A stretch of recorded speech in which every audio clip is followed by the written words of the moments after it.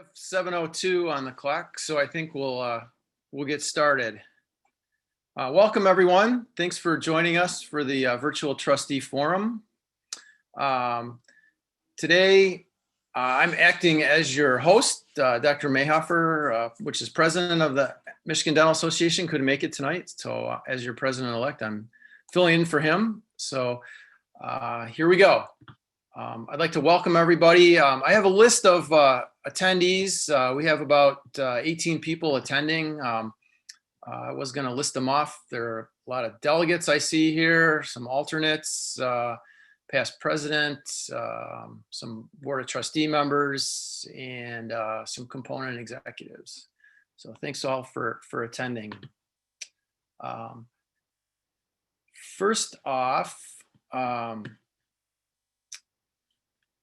tonight's discussion, it's basically we're going to talk about what's upcoming with our board agenda later this June, and I'm going to introduce Karen Burgess, our CEO, and have her talk about our generative discussion, membership inclusion at all levels of the association. So Karen, you can take it away. Perfect. Thank you, Dr. B. So every board meeting, the Board of Trustees does what we call a generative discussion. And the discussion usually takes, somewhere between 45 minutes and an hour. And the way it works is that we provide a number of background articles of information on a particular topic. And then typically it will be the president, but it could be someone else who leads the discussion. And the idea behind the generative discussion is not to make a decision or to take a particular action, but to instead take a deep dive into a particular topic, spur more out-of-the-box thinking, may result in assignments to committees or the development of policy. Doesn't always. And as Vince said, the topic for this time is membership inclusion. And I'm sure you're all aware of the diversity, equity, and inclusion activities now that are in our strategic plan for the Michigan Dental Association. This is really taking a look at what does it mean to be inclusive. As background, the board did receive 4 articles. One was how to champion diversity and inclusion.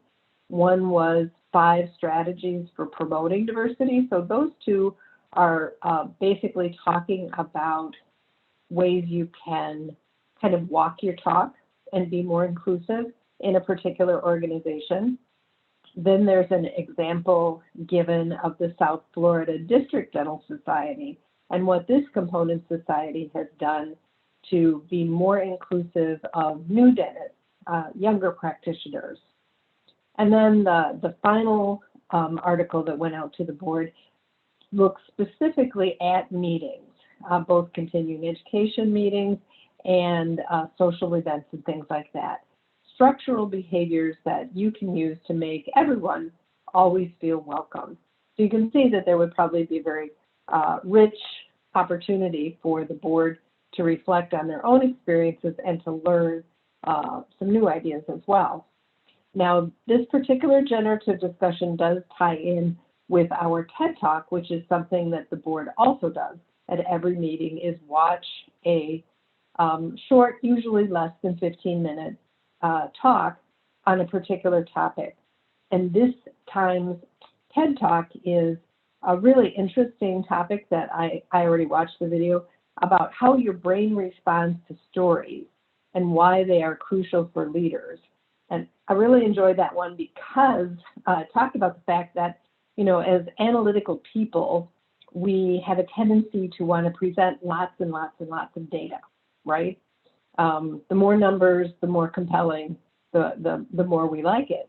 But that doesn't really lead to change, and it doesn't really lead to insight. What does lead to insight is stories. And so this talk gives some examples about how you can construct a good story to help engage people in whatever activity you're trying to undertake. And it did make me think about the fact that it was always very frustrating for me when I worked at the American Dental Association to be responsible for member surveys. And we would do, for example, a huge survey that said what 16,000 dental students thought. And then a leader would sit on a plane next to one dental student who told them one story, and they would remember that story. So that really reinforced the value of this TED Talk. So I think it's going to be an entertaining, interesting, and probably productive discussion in terms of outcome on inclusion. So that is an overview of the generative discussion. Thank you. Thanks very much, Karen. I appreciate that. We always look forward to our generative discussions during our board meetings. They're very interesting and generate a lot of talk. So it's my turn again. I am going to be speaking about the MDA endorsements. And so what the Michigan Dental Association does for its members is it finds products and services for them, and it kind of vets them, and we endorse them. And as part of our endorsement agreement, we usually get something in return, like a discount or a royalty. And so now we're looking at 4 more endorsements, and I'm just going to kind of go through them one by one here. The first one is Complete Dental IT endorsement. The history about this is that the MDA Services has over recent years received multiple inquiries from dentists seeking a recommendation for IT management and support.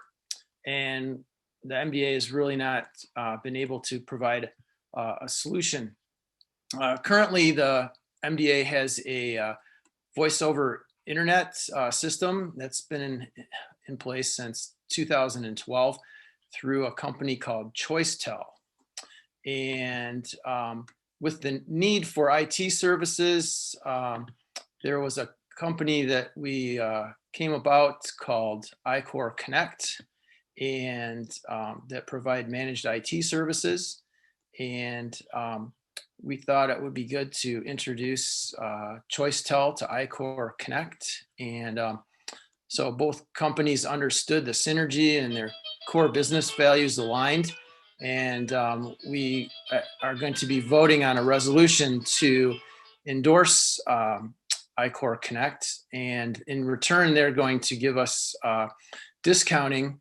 It's 3 tiers of managed IT for members by 35%. And it'll pay the Michigan Dental Association 10% of the total monthly revenue generated by our membership. So that's one of the upcoming endorsements that we're going to be voting on at our upcoming board meeting. The second company that we're looking at endorsing is Dental Business Solutions, DBS. And did I skip one? No, Complete Dental IT, got that. The second one is, yes, DBS. And members have frequently inquired whether the association endorses anyone for dental specific certified public accounting services.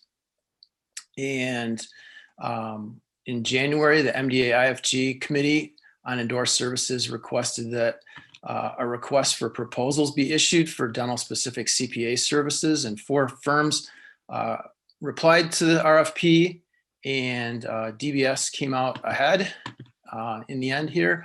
And DBS proposes a $100 discount of its monthly accounting services fee, and 10% of its fees for tax returns be appropriated between MDA member discounts and organization royalties at the discretion of MDA leadership. So that's what we will be getting in return. Another endorsement that we're looking at is for Aluris endorsements for payroll, Section 125 plan, and POP. Background on this: since 2002, the MDA has endorsed basic benefits to provide a payroll processing and Section 125 and premium only plans to the MDA members.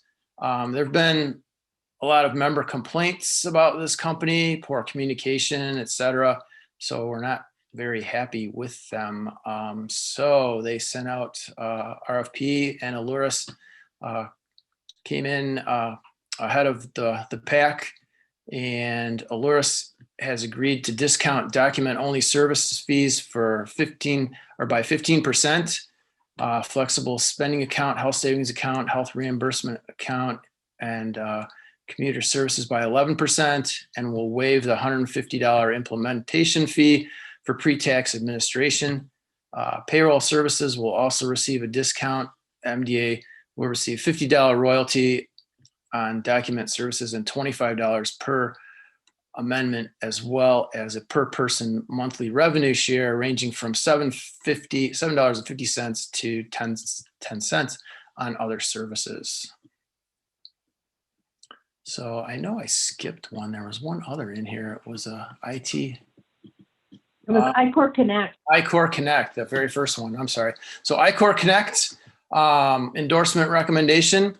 iCore Connect has an existing endorsement relationship with the Michigan Dental Association for its iCore Exchange encrypted email product, and also iCore prescription e-prescribing software, which has been in effect since 2020.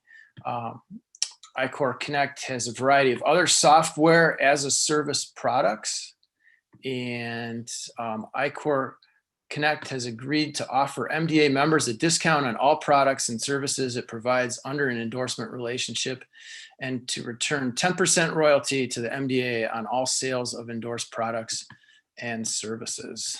So those are the 4 endorsements that we're going to be looking at our board meeting coming up.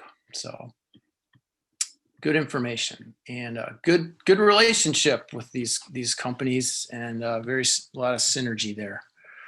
So, okay, moving on. Eric Ruprecht, Dr. Ruprecht is going to talk about student debt work group recommendations. Take it away, Dr. Ruprecht. Okay, glad to be here tonight. Back in December, the MDA Board of Trustees asked the Committee on Governmental and Insurance Affairs to deal with the problem of student debt. So a student debt work group was formed with the purpose of formulating recommendations for action. The basis of this was a resolution that was passed 660, and I'm going to read the resolution to you, but I won't go into much more of the background. Is resolved that the Michigan Dental Association recognizes that student debt crisis and its effect on Michigan dentists. The MDA is committed to alleviating this burden on member dentists and student dentists by focusing on several areas. In the areas of focus, we've got developing recommendations by the group, and the recommendations include engaging the dental school and engaging the dental schools and educating dental students and members. Two-pronged approach. The committee itself was young dentists. Trustee Vince Lizio was on the committee, and we actually had a UDM dental student also on the committee, just to help us out. The first concept of engaging the dental schools, recommendation here with engaging the dental schools would be to have the MDA Board of Trustees selecting representatives to meet with the 2 Michigan dental schools regarding the following issues. One is tuition transparency. How is tuition configured, and how are the funds allocated among the students? And then what efforts are the schools currently making to reduce the cost of tuition? What are the schools currently doing to educate the students on student loan debt? And do the schools, both UDM and University of Michigan, have a point person on staff to answer questions or provide guidance? So we'd like to know that, and we'd like to get into the dental schools, or the recommendations that we get in the dental schools. The second prong of the 2-prong thing, one is, of course, meeting with the dental schools. The other one is educating students and members And the MDA's goal here, as idealized by the committee, is that the MDA should be the go-to resource for students and members of the MDA for debt resources. The MDA, they chooses to invest in the profession and future members while in dental school by providing resources for all 4 years. So development of resources will become critical. Development of a website labeled Student Debt Resource Center or something similar, so that dental students, ASDA students, can go to the site and get that information from the Michigan Dental Association, which has a vested interest in their success, even as students and as younger practitioners. So the upshot of the entire resolution, or the upside of the entire committee, is that we should engage students and members in as many ways as possible. We should be the go-to resource for student debt information and direct students to our website. One of the things you might ask, well, should we bring in our legislative action? Should we bring in legislative action? The committee suggested not, for 2 reasons. Number one is the state really can't do a whole heck of a lot to reduce student debt burdens. And number 2, current MDA policy is actually directing Bill Sullivan and his group to do that as just a matter of course. So the following is proposed for adoption by this student debt work group. And I'm going to read what's proposed. Is that resolved, the MDA Board of Trustees approved the recommendations proposed by the Committee on Governmental and Insurance Affairs Student Debt Work Group in its report dated on June 11th of 2021. There we have it. Thanks, Eric, for that report. Do you know offhand, just to put you on the spot, what's the average debt that a dental student graduates with these days? It depends on the school. The University of Detroit is over $400,000 right now, and the University of Michigan is just under. That's a lot of cash. This is for 4 years, not for anything additional. Right. Well, thank you. Next on the docket, we have Dr. Melanie Mayberry, who's going to talk to us about diverse dental organizations projects. Thanks, Dr. Thank you. I appreciate it. What I would like to share with you all this evening is our work with diverse dental organizations.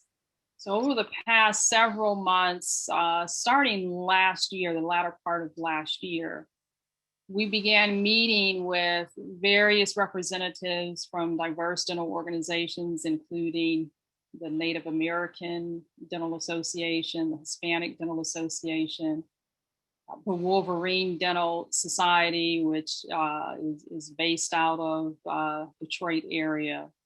And our goal from the Michigan Dental Association standpoint was to reach out, or is to reach out to various organizations in order to build relationships. And that was our first priority.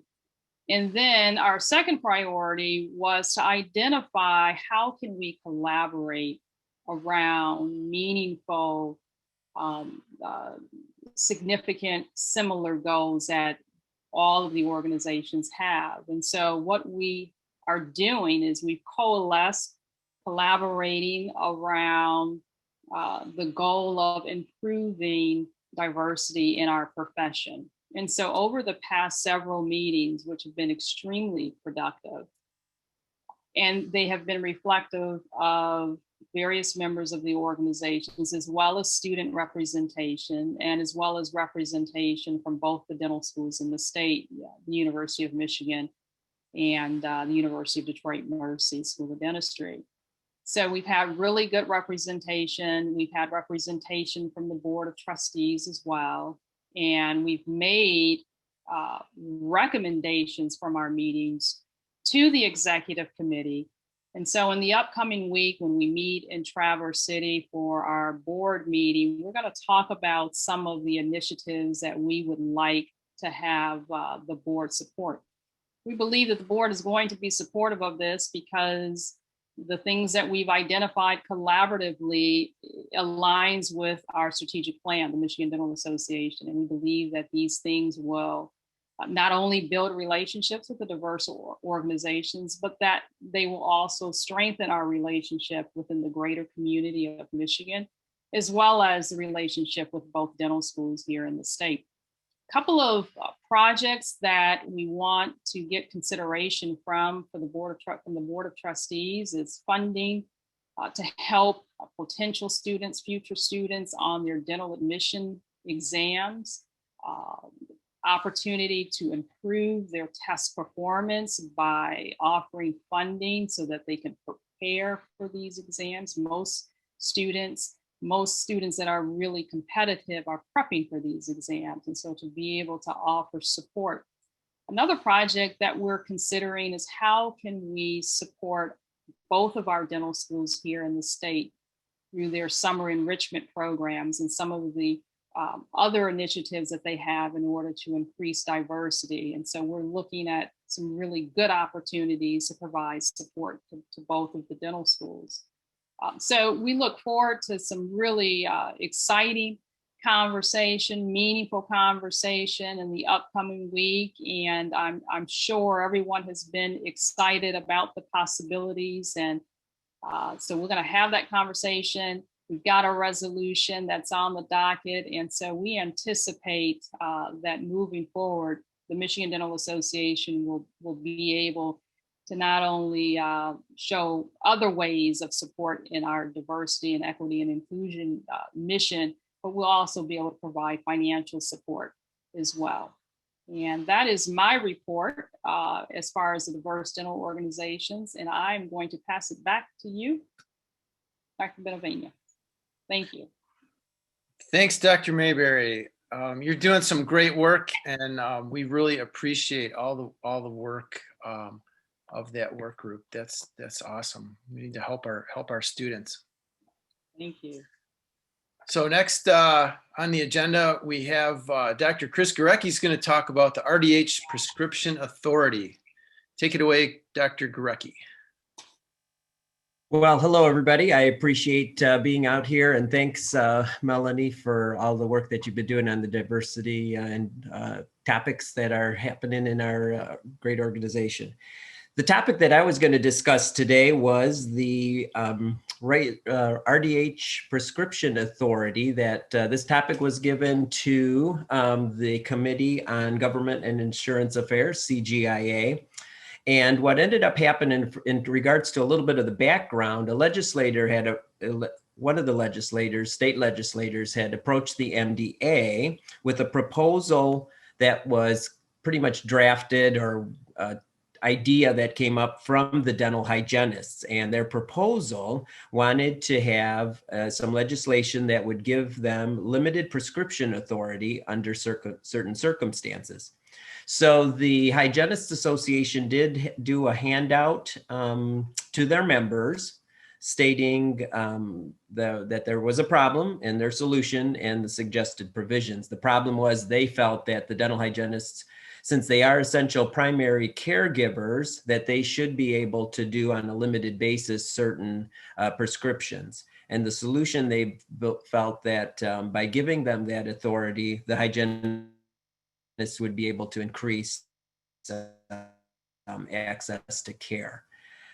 So their suggested provisions were that they would be able to, through this legislation, just have authority to provide fluoride supplements, topical sodium fluoride, topical subgingival anti-infectives. And they did say that there would not be explicitly prohibit any controlled substances, and that it would also require the assignment by a dentist to do so.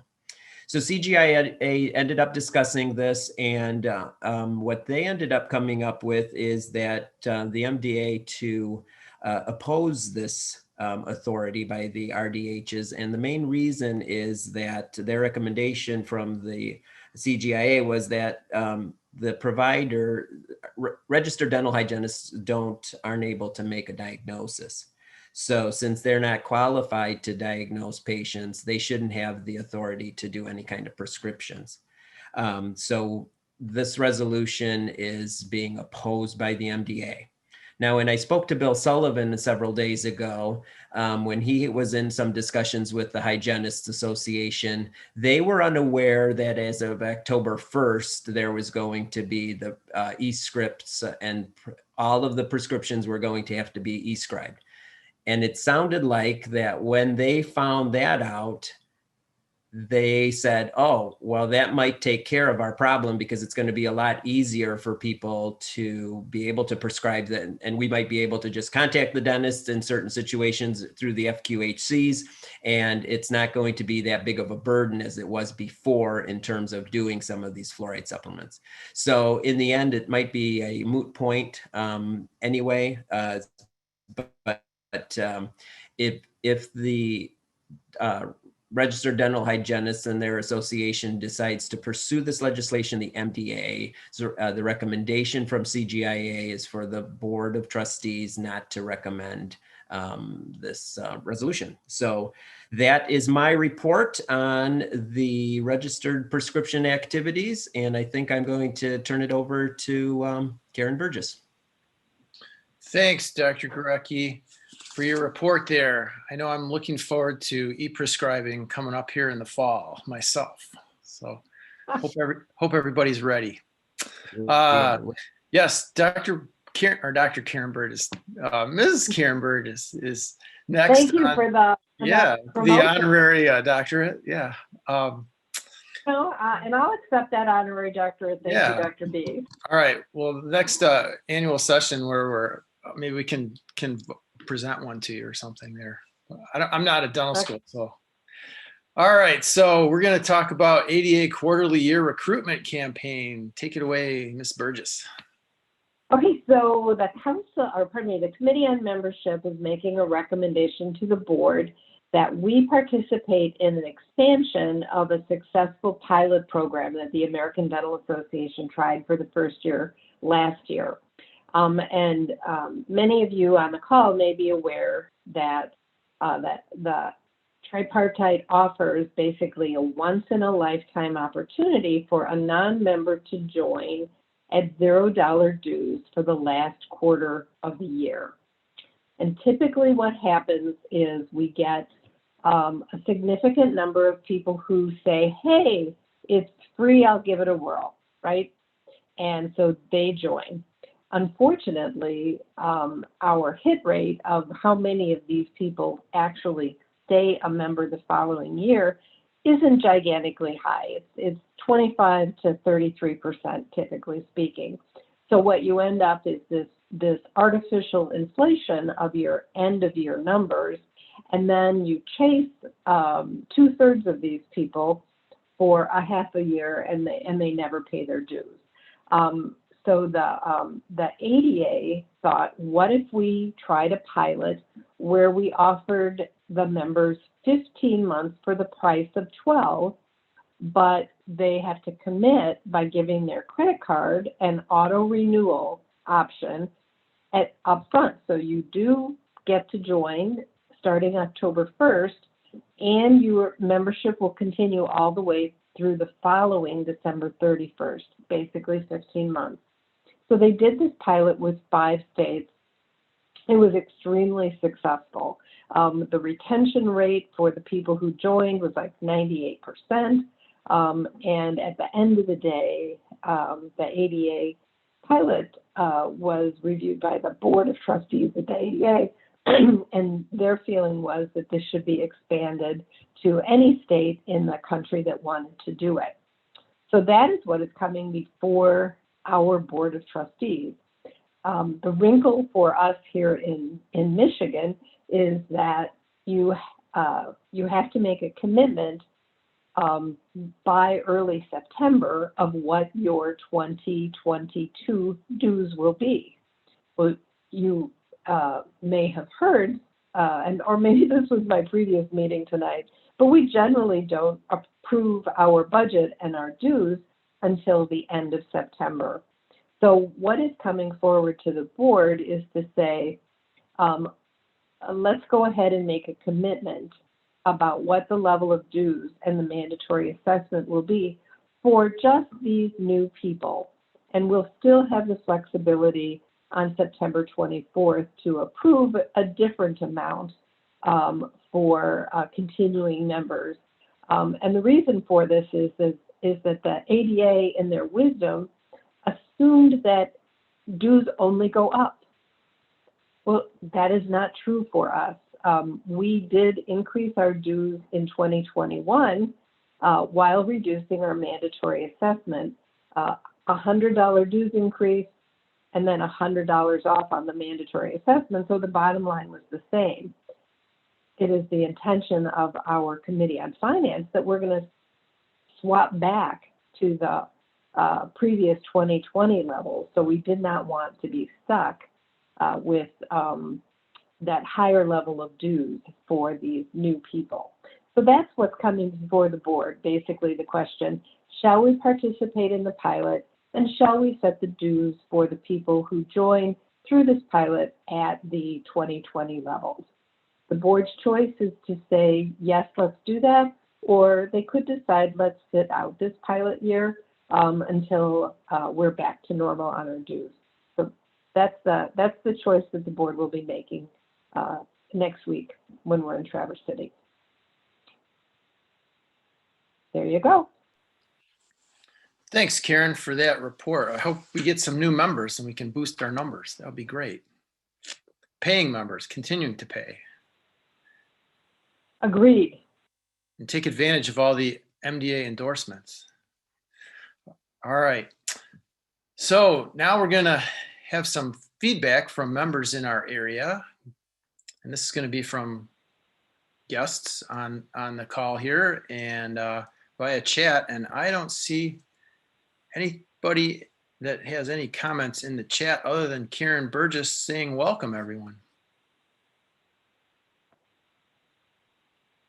So I guess I'll call for any comments from our feedback from our guests. There we go. No? That was me, sorry. Yeah. I was so excited. Another one popped up. All right, seeing none. Although if I could, Vince, I did want to just mention, because some of the members have been talking and calling about that prescription service that has to be done on October 1st. And we ended up doing that at our office. So in terms of a little story, we did end up doing the iCore exchange prescription. And it definitely is a little bit of a learning curve, and it does take time because there are several software things that are kind of happening with a lot of information that has to be put in. Members really do need to realize that they need to start doing this early, because there will be no other scripts, handwritten or called in scripts after October 1st. That is already clear through the legislation that has been prompted. So I just want to remind everybody that's out there that we really need to make sure that people are aware that service is out there, and it's going to help the MDA, and we will, and it's going to help the members succeed, because this is something that is going to be happening October 1st, and it's already June, and almost end of June. So thank you for letting me speak a little bit about the prescription services that need to be done on October 1st. Chris, there was a webinar that the MDA did recently. I signed up for it and then had a conflict, but they sent me a new email that said that it was recorded and you could view it at your leisure. Is that available, do you know, to all members, or is it just the people that signed up originally for that webinar? Because that was just talking about the same points that you talked about. I am not aware of that. I believe most of the sessions that are recorded are available to members. Is that correct, Karen? Yeah, you're muted, Karen. Karen, you're muted. I apologize. My bad. I apologize. I would have to look it up. Generally speaking, we do archive our webinars, and if it is an informational webinar, those are usually free. But I don't know whether that was part of the annual session program, because the annual session program will only be available through June 30th.